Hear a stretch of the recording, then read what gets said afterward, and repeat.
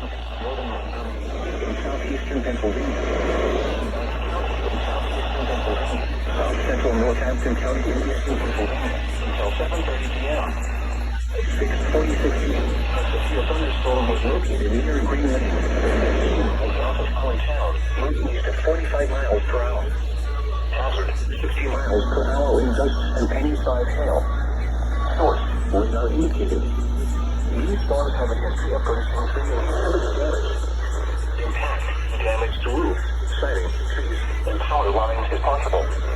Locations impacted include Allentown, Allentown, Lansdale, Emmaus, Fairtown, Parksea, Royalstown, Durham, Stoughton, Bedminster, Allentown, Charlotte, Finfield, Hatfield, East Greenville, Dublin, Ferndale, Shrewsbury, Regalville, and Green Lane. This includes the following highways: northeast extension between mile markers 27 and 52. Interstate 78 in Pennsylvania between mile markers 58 and 67. For your protection, move to an interior room on the lowest floor of a building. Torrential rainfall is occurring with this storm and may lead to flash flooding. Do not drive your vehicle through flooded roadways.